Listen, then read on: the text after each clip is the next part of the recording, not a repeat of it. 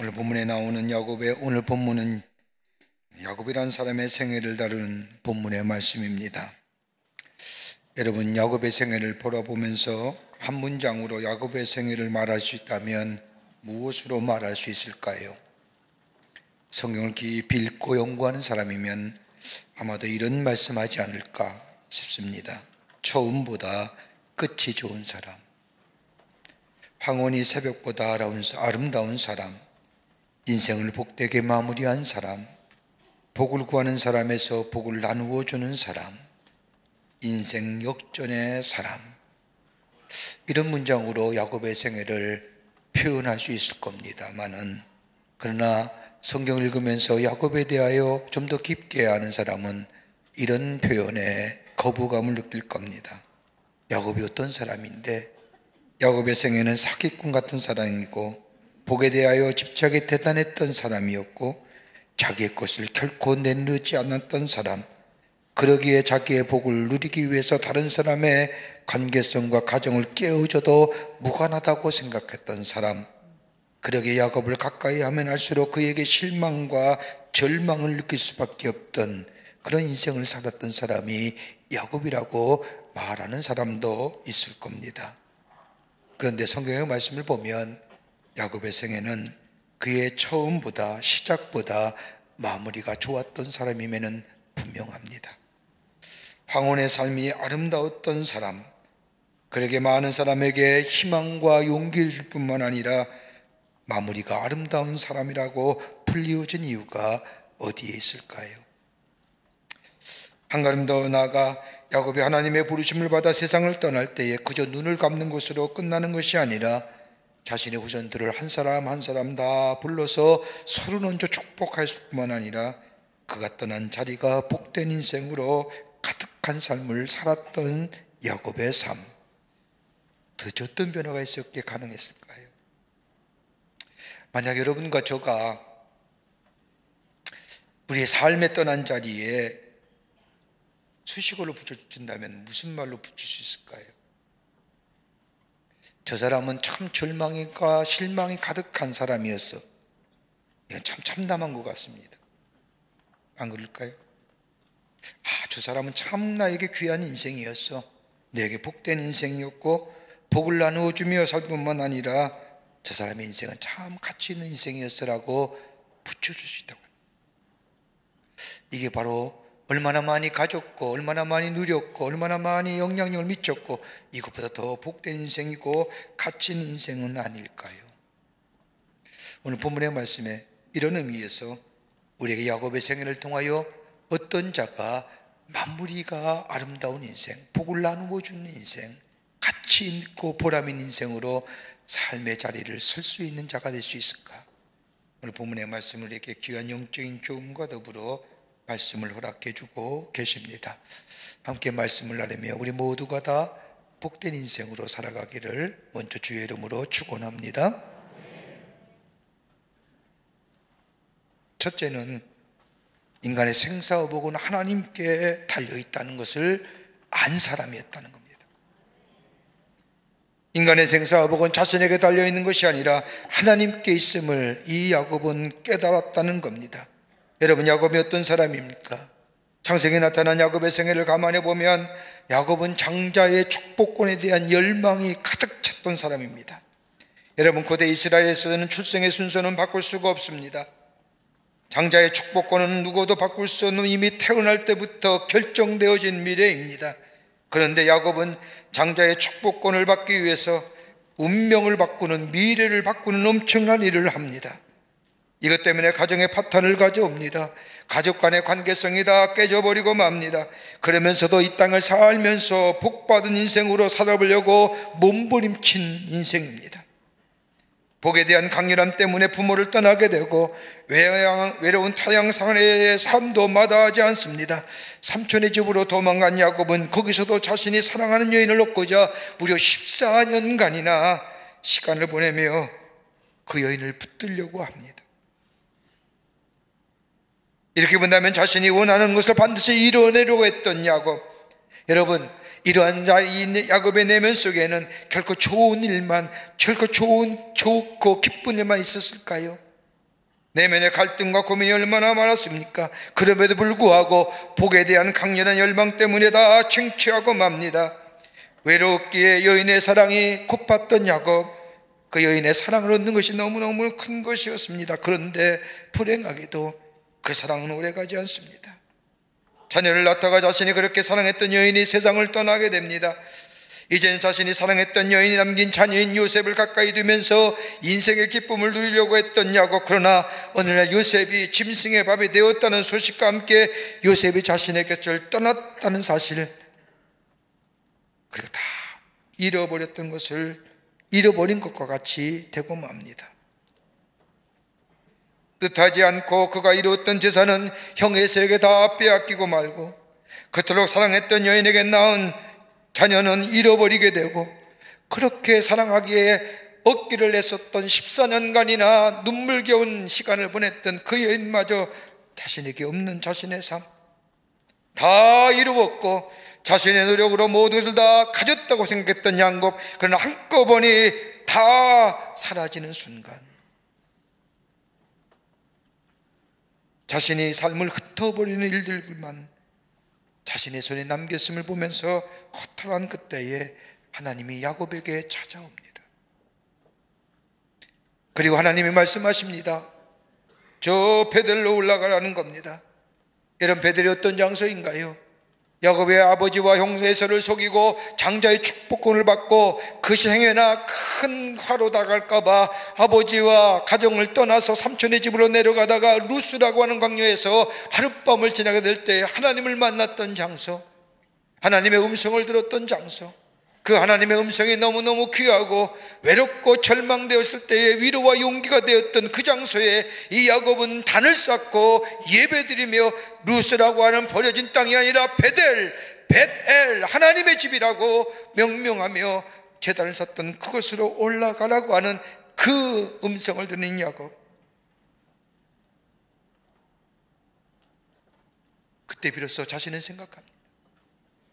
내 인생의 삶은 내가 내 마음대로 이루어진 것이 아니라 하나님이 나의 삶의 주인 되시며 하나님의 주권하에 내가 있음을 고백하면서 그의 삶이 새롭게 시작됩니다.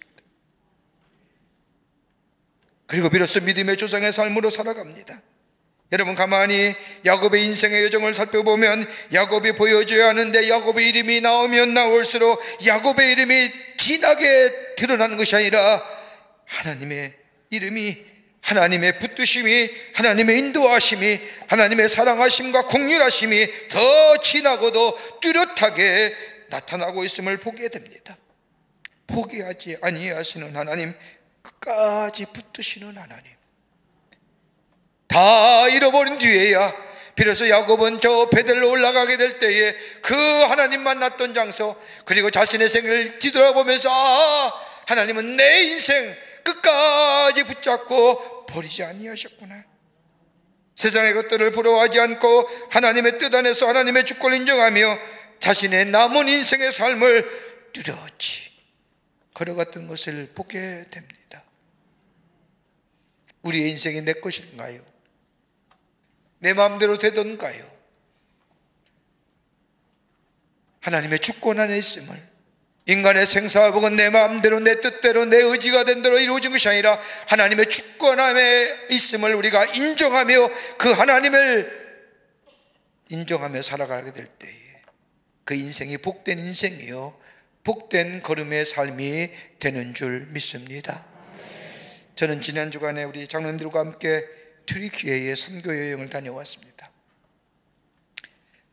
그곳에 우리가 23년 전에 안디옥 교회를 세우고 저 이슬람 땅에 무슬림들에게 복음을 전했던 그 안디옥, 한 10여 년간 가보지 못했고 올해가 정전 70주년이 되는 해에 특별히 한국전쟁에 참여한 참전용사가 저 안디옥에 있다는 얘기를 듣고 살아생전에 있는 4명의 한국전 참전용사와 더불어 그의 가족들, 6.25 전쟁에 참전했던 터키의 군사들의, 터키군의 가족들을 초청해서 위로하기 위해서 떠났습니다.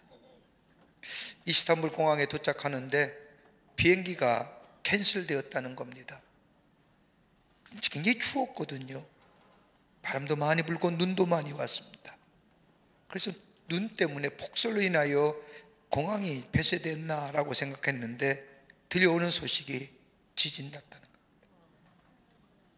저희가 도착하고 비행기 타기 4시간 전에. 그러면서 재해에 관한, 지진에 관한 소식들이 들려옵니다. 거기에 우리 안디옥에서 약 17km 떨어진 곳에 진앙지가 되어 안디옥과 더불어 그 주변 시리아 땅과 안디옥의 터키 땅의 동남부 쪽에 엄청난 재해가 일어났는데 우리는 실감하지 못했습니다.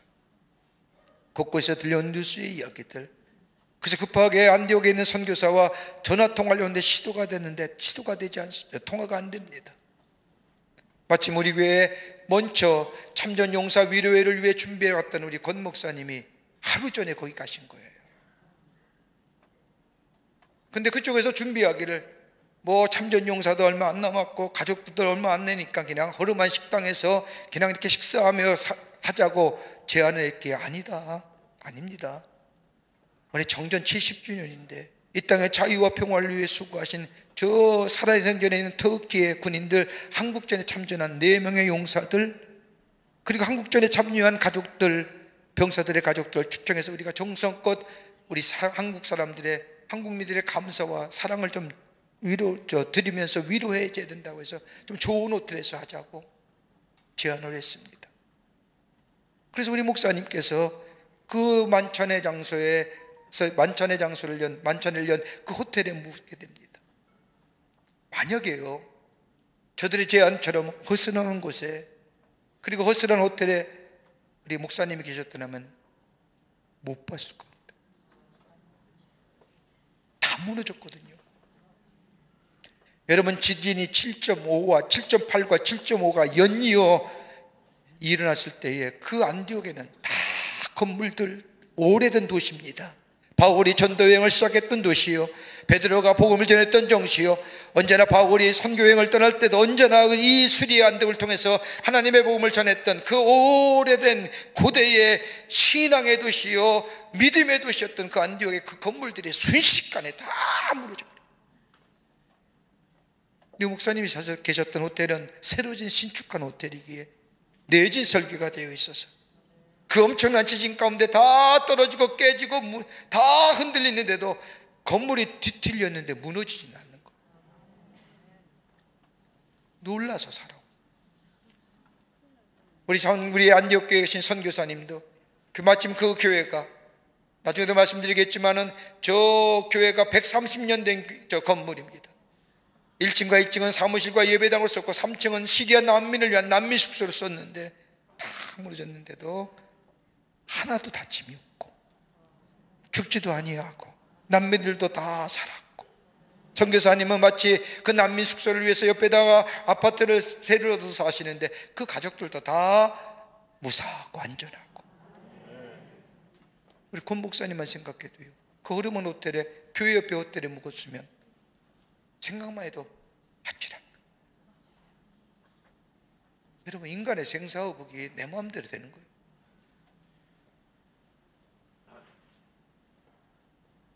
야곱은 깨달은 거예요. 다시금 베델로 올라가게 될 때, 나의 인생은 하나님의 손에 달려있구나. 인간의 생사업은 하나님께 달려있구나. 내가 애쓰고 노력하고 땀 흘리고 벌었던 들 하나님이 한꺼번에 가져가시면 욥의 고백처럼 주신 이도 하나님이시요 거두가신 하나님이시요. 인간의 생사업은 하나님께 달려있다고 하는 믿음의 고백이, 그리고 하나님을 향하여 고백되어지는 우리의 신앙이 있게 될 때에 하나님은 우리를 붙들어 주시고 우리를 복된 존재로 삼으시고 우리의 인생의 스토리를 다시금 쓰게 하시는 역사. 복된 인생으로, 복된 걸음으로 살아가게 하시는 줄 믿습니다. 두 번째는 하나님만 철저하게 의지하는 인생입니다. 야곱은 자신의 인생을 뒤돌아보면서 깨달은 것이 있다고 한다면, 철저하게 하나님을 의지하게 될 때 비로소 자신의 인생이 복된 인생이 된다는 것을 깨달았다는 겁니다.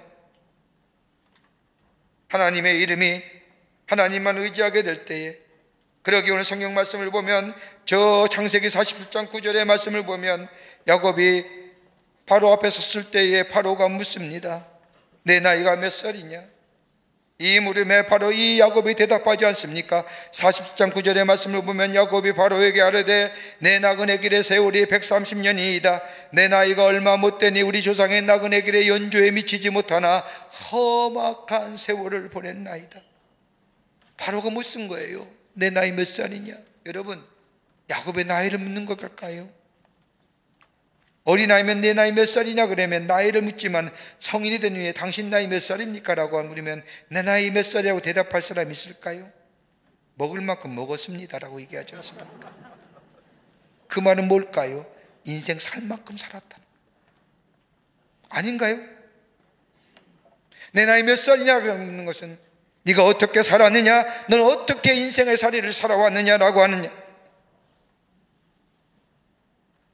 여러분, 야곱의 삶이 어떤 삶이었을까요? 성경의 말씀을 보면 야곱은 아버지와 형을 속이고 장자의 축복권을 빼앗아 저 삼촌의 집에 도망가는 그 순간부터 그의 인생은 두려운 삶이요, 무서운 인생이요, 외로운 인생이요. 그렇게 살았어요. 하나님 없이 살았어요. 하나님 없이 사는 이 야곱의 인생에는 외롭고 두렵고 무서운 인생에 점철된 인생의 이야기들입니다. 오늘 성경 말씀을 보세요. 오늘 성경 말씀도 마찬가지입니다. 요셉에서 났다는 이야기를 들은 이 야곱은 아들을 만나기로 결심을 합니다. 그리고 나서 내가 죽어도 내 아들을 보는 순간 죽어도 여한이 없다고 말할 정도로 요셉을 그리워했던 야곱. 이제 야곱은 아들을 보려고 저 애굽 땅으로 내려가는 그 길목에 부엘세바라는 곳에서 딱 멈추게 됩니다. 이 땅만 지나게 되면 애굽 땅입니다. 이 땅을 지난 순간 다시는 저 이스라엘로 돌아올지 못 돌아올지 모릅니다. 그러면서 자신의 삶, 부엘세바에 딱 서서 자신의 삶을 가만히 생각해 봅니다. 자신의 삶을 반추해 보는 거예요. 자신의 삶이 어떤 삶인지. 아버지와 형을 속이고 고향을 떠나면서 자신의 삶은 한마디로 고달픈 인생의 시작이었습니다. 베델까지 올라오는 이때까지의 자신의 삶의 여정, 아무리 생각해도 기가 막힌 여정입니다. 외롭고 고독하며 쓸쓸한 여정이었습니다. 그런데 마침 아무리 아들이 보고 싶다 할지라도 이 부엘세바를 떠나면 저 애굽 땅에 들어가면 다시는 못 올라올지도 모릅니다. 그러기에 야곱의 마음속에 내가 애굽으로 내려가는 것이 맞는 것일까? 또다시 잘못된 인생, 고달픈 인생의 걸음, 괴롭고 두려운 인생으로 사는 것은 아닐까라고 하는 마음의 불안감이 야곱에게 찾아왔습니다.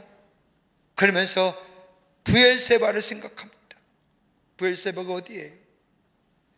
아버지 이삭을 얘기하는 거예요. 아버지 이삭의 인생에서 가장 중요한 장소가 있다고 한다면 이 부엘세바입니다. 우리가 알다시피 이삭이 우물을 팔 때에 블레셋의 목자들이 찾아와서 이삭의 판 우물을 다 빼앗을 때 이삭은 거기에 하나도 태양하지 않고 물러서 갑니다. 그리고 부엘세바까지 밀려나오죠. 부엘세바까지 내려온 이삭, 그때의 블레셋 왕과 목자들이 찾아옵니다.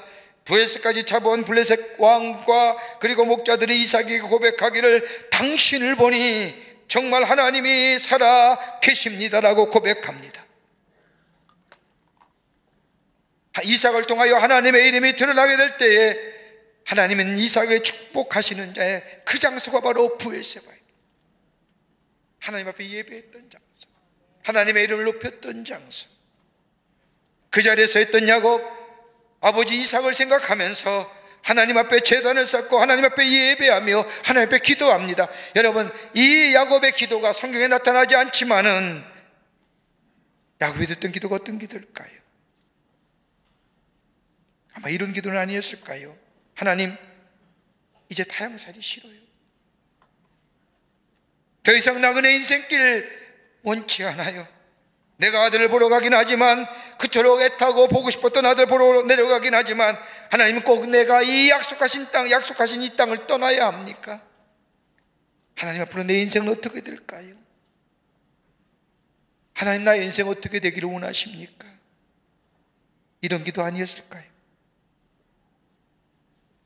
그럴 때 하나님이 야곱에게 나타나십니다. 그 나타나신 말씀이 46장 1절서부터 4절의 말씀이 나오는데, 그 가운데 2절의 말씀을 보면, 창세기 46장 2절의 말씀을 보면, 그 밤에 하나님이 이스라엘 중에 이상 중에 이스라엘에게 나타나, 이스라엘이 야곱입니다. 야곱에게 나타나 이르시되 야곱아 야곱아 하신지라. 야곱이 이르되 내가 여기 있나이다 하며.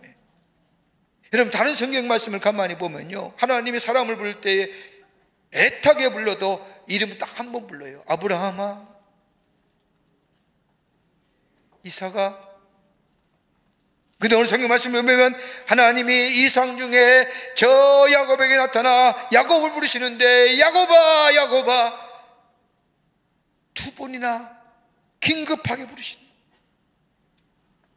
하나님의 다급하심입니다. 이렇게 다급하게 하나님이 야곱을 부르실 때에 이 야곱아 야곱이라고 부르시는 것을 보면 야곱의 두려움이 얼마나 컸는지, 하나님이 그 다급함에 야곱을 두 번씩이나 반복하여 부릅니다.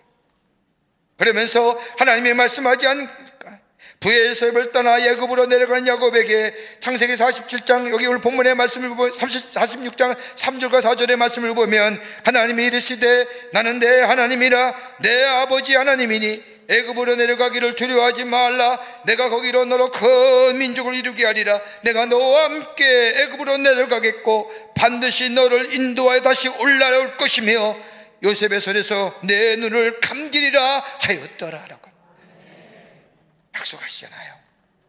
뭐라고요? 두려워하지 말라. 야곱아 야곱아 내가 두려움을 알아. 두려워하지 마. 내가 지난날에 너와 함께 했던 것처럼, 너는 알지 못했지만 내가 너를 붙잡고 내가 끝까지 너를 인도했던 것처럼 내가 너를 떠나지 아니하겠고, 내가 너에게 약속한 것처럼 너를 큰 민족을 이루게 하겠고 반드시 너로 인도하여 다시금 이 땅에 올라오게 하리라. 회복시켜 주리라 약속하십니다. 기가 막힌 약속 아닙니까? 이 약속을 받은 야곱은 그 자리에서 엎드려 하나님 앞에 예배하지 않습니까? 하나님 감사합니다. 하나님 은혜에 감사합니다. 외로웠습니다. 두려웠습니다. 고독했습니다. 무서웠습니다. 이제 주의 음성을 들으니 내 마음속에 용기가 납니다. 평안합니다. 하나님의 은혜와 사랑이 얼마나 큰지 알 수가 없습니다. 여러분, 이것이 예배입니다. 예배 드릴 때 하나님의 은혜가 내 속에 넘쳐납니다. 나의 길을 인도하시고 나의 길을 지키시고 내 길을 열어가신다는 하나님의 놀라운 은혜와 사랑을 예배 가운데 경험하며 고백하며 하나님 앞에 감사를 드릴 수 있습니다. 예배는 하나님 우리의 창조되심을 인정하는 인간의 가장 고귀한 행위요, 예배는 하나님의 은혜와 도우심 없이는 조금도 살 수 없다는 고백이 바로 우리의 예배요, 하나님의 인도하심과 하나님의 보호하심과 하나님의 지키심에 감사를 드리는 예배. 그때 하나님 우리에게 다시금 약속의 말씀을 허락해 주시며 우리의 기도에 응답해 주시며 내가 세상 끝날까지 너와 함께 하겠다고, 내가 너를 떠나지 않겠다고 약속의 말씀을 해 주시는 그 응답의 장소가 바로 예배의 시간인 거예요.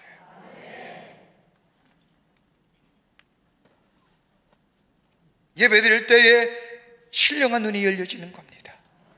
하나님의 약속을 보게 됩니다. 하나님의 함께 하심을 보게 됩니다. 하나님의 손길을 만나게 되고 만져지게 되고 내 삶 속에 온도로 체온으로 느껴지는 겁니다. 여러분, 신령한 눈이 열려지면 하나님의 약속의 모습을 보게 되고 하나님의 손길을 보게 되는, 그럴 때 야곱이 보세요. 야곱이 창세기 48장의 말씀을 보면 자손들을 모아놓고 축복하지 않습니까? 그때에 이 요셉이 자신의 아들 야곱 앞에 므낫세와 에브라임을 데리고 옵니다. 에브라임이 형이에요. 므낫세가 동생이에요. 그러면 당연히 오른손과 왼손이 따로 가야 되는데 이 야곱은요 손을 바꿔야 해요. 그때 요셉이 뭐라고 해요? 아버님 아니에요. 순서가 바뀌었어요. 그때 야곱이 뭐예요? 눈이 어두워서 보이지 않지만 야곱이 대답하지 않습니까? 나도 안다. 에브라임과 므낫세 축복합니다. 하나님을 떠나지 아니한 사람, 하나님과 함께하는 사람. 내 눈에 어려움이 있고 힘든 일이 있고 그 어려움이 눈으로 보여지고 힘든 일이 보여진다 할지라도 하나님을 찬송하며 하나님 앞에 예배하며 하나님 앞에 영광을 돌리는 그 예배의 삶 속에 하나님 우리의 삶을 영의 눈이 띄어져서 다가올 하나님의 약속을 보게 하며 만지게 하며 느끼게 하며 우리의 삶을 복된 삶으로 인도하여 주시는 놀라운 은혜가 있게 됩니다. 이것이 하나님의 축복의 삶을 살아요.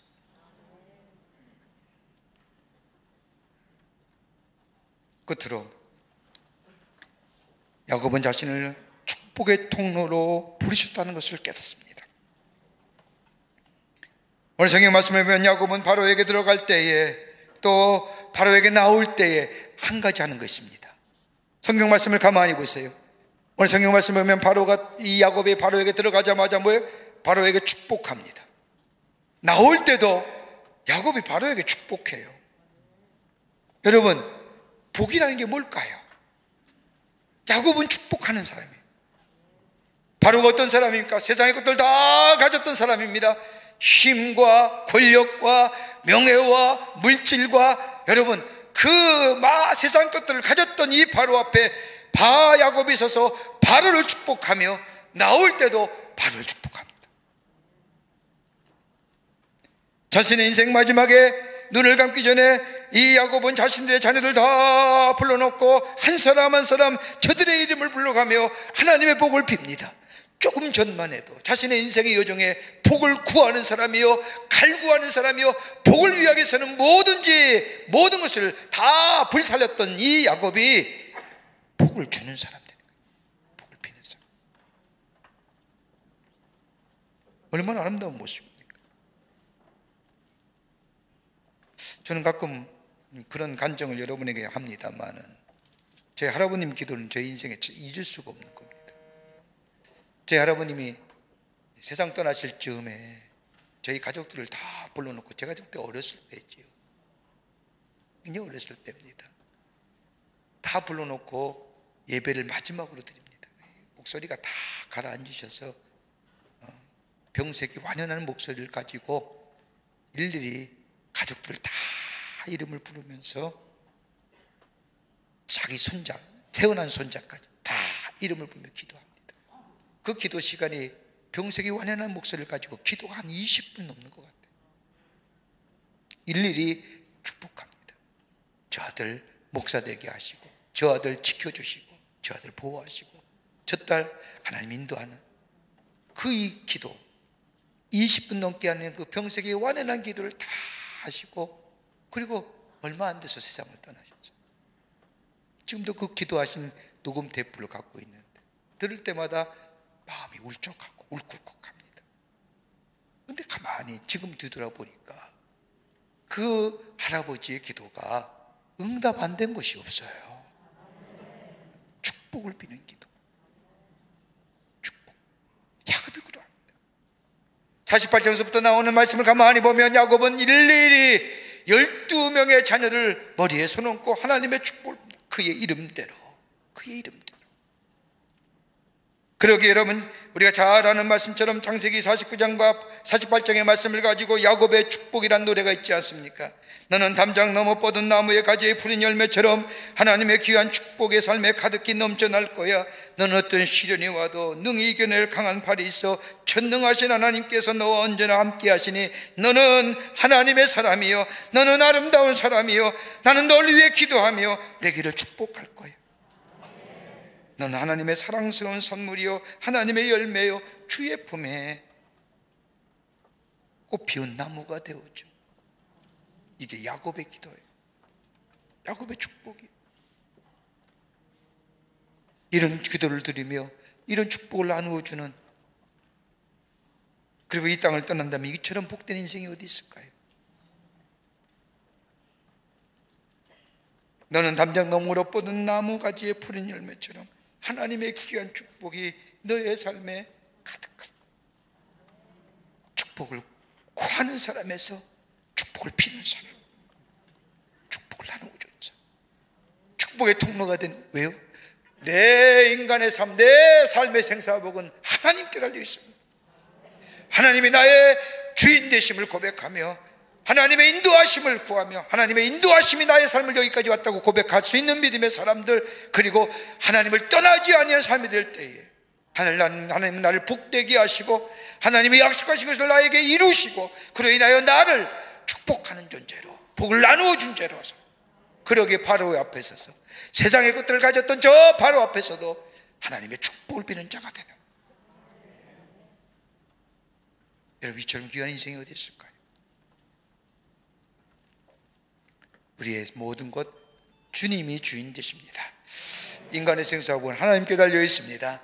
하나님을 떠나지 않는 삶이 될 때에 하나님 우리를 복된 존재로, 하나님의 축복의 삶으로, 자신의 삶 슬프고 고통스럽고 비참했던 사람이지만은 가장 아름다운 인생으로 바꿔 살았던 야곱처럼 우리 인생 또한, 우리의 삶 또한 아름답고 복된 삶으로 하나님의 은혜와 사랑 안에서 기쁨이 충만하고 다른 사람에게 복을 비는 존재로서 살아가는 아름다운 인생으로 살아갈 줄 믿습니다. 이런 복된 인생 되시기를 주의 이름으로 축원합니다. 하나님 감사합니다. 저희를 주께서 사랑해 주셔서 하나님의 사람 삼으심에 감사합니다. 하나님의 은혜 잊어버리고 인도하심 잊어버리고 살 때가 참 많았는데 기억하게 하시고 내 생사복은 하나님께 달려 있음을, 하나님을 떠나지 않을 때 하나님은 우리에게 복 주시고 우리의 삶을 복을 주는, 나누어 주는 하나님의 사람으로 복된 인생으로 살아가게 하심을 우리가 알게 하시고 믿게 하셔서 주님 안에서 참된 복된 인생으로 살아가는 저희들 되게 하여 주시옵소서. 성령이 도우실 줄 믿으며 예수님의 이름으로 기도하옵나이다. 아멘.